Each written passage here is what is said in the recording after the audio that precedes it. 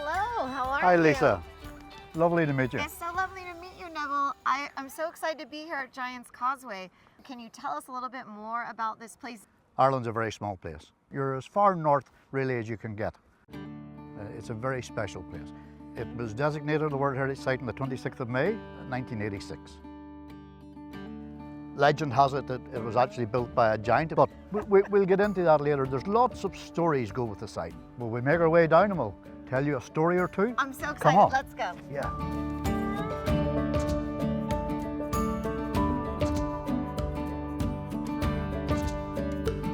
As I say, there's lots of stories that go with the site, but I really want to tell you this first story, and it's about a camel. Finn MacCool, a giant. He lived at the Causeway with his wife Una and his son Oisin. Finn had a good friend, Big Jimmy, who lived in County Cork. And he says to Una one day, he says, well, he says, it's that time again, he says, when I'm going to go and visit Jimmy. And Una says to him, you're going to what? He says, I'm going down to visit Jimmy in Cork. Then it says, Finn, you know, you're now married, you now have a son, you have responsibilities. You can't be going to Cork. And Finn looked and he says, Una, he says, listen, he says, I have been going to Cork to see Jimmy most of my life, and I'm sorry, but I'm going to Cork. And he packed up and he left. Una was absolutely raging with anger. So she came up with a plan in her head that she would invite her mother and father to come for tea. Now, I don't know about you, Lisa, but I know that if I said to my wife, your mother and father are coming, I'm sorry, I'll see them maybe next week, it's not going to work. So Una, she was going to send Seamus, who'd done a little bit of gardening for them, down to get Finn MacCool in Cork. Off Seamus went. He arrived in Cork and he banged in Big Jimmy's door. Big Jimmy opened the door and Finn MacCool looked up, he says, what are you doing here? He says, you've got to come home, he says. He says, what for? He says, your in-laws are coming for tea. Finn MacCool looked at Seamus, he says, you're joking me. He says, we will never be home in time. And he looked at Big Jimmy, he says, Jimmy, what am I going to do? Jimmy looked at him and he says to him, Finn, he says, worry nothing about it, he says, you can borrow the horse. He says, a horse? He says, I am like 54 feet tall, a horse. What good is a horse to me? He says, all right, he says, fair enough. He says, hold on, he says, I have something. He says, that will get you home. Come on with me, he says. And he took him out of the house and they headed over into the back of the field. And there was a big shed. And he opened up the shed. And Finn MacCool couldn't believe what he was looking at.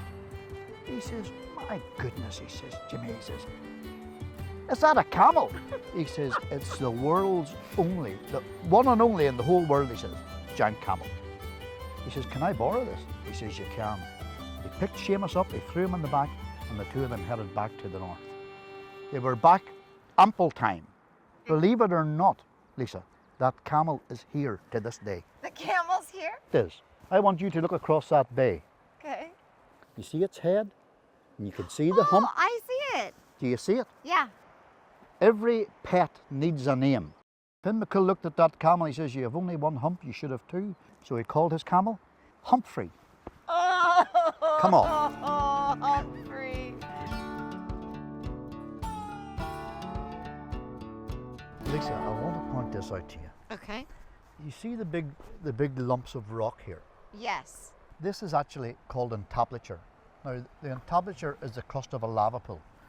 When the ice age came through this area, you're talking 3 kilometres of ice, the height of a transatlantic flight, scraping off the tops of the cliffs, down over the contours of the land, and scraping off this entablature.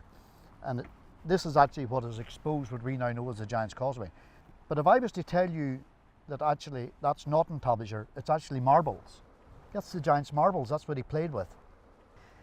Did he lose his marbles?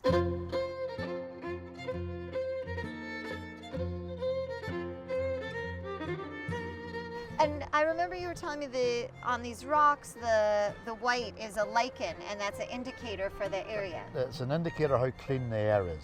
And as you can see, there's lots of lichen. Yeah, it must be, I mean, it feels like clean air. I've been breathing it for a long time, and I'm all right. I'm doing okay. You are all right. What do you think of the shape of the stones? They're incredible. Some of them look like, it almost looks like a honeycomb, like a hexagons And it's an amazing thing. As this lava was cooling, it was cracking into shapes of 120-degree angles. Put your hands together like this. And what shape do you get? You get a hexagon. That's nature at its best. I love all your stories. It's such an incredible place. To bring a place like this to life, we need to tell the stories. Stories that have been told through generations. Talking about stories, but what about another one? This is Port. We are now in our last bay. This is Port Noffer, Bay of the Giant. This is where I'm going to tell you my final story. So now let me tell you the story. It's been told all over the world. Finn MacCool and the Scottish giant Donner. Finn MacCool lived here at the Causeway. Finn had a rival who lived in Scotland, and his name was Donner. Now the two giants had never actually met, but they had shouted across the sea for years. And one day, when things were getting a little bit heated, Finn MacCool says, "I've had enough," he says. "I'm going to build a causeway to Scotland, and I'm going to sort this giant out once and for all." Eventually, he got there. He started to climb up onto the cliffs, and he stopped because he could see the Scottish giant in the distance, twice as big as him. Finn MacCool, he might have been Irish, but he wasn't thick. He turned on his heel and he started to run back across the pathway that he had built. As he made his way across, the big giant, he took after him. And as he ran across the sea, he slipped. His boot flew off his foot. It's here to this day. He made his way up into the house. He says, "He's coming behind me." He says, "And we need to do something, and we need to do it now."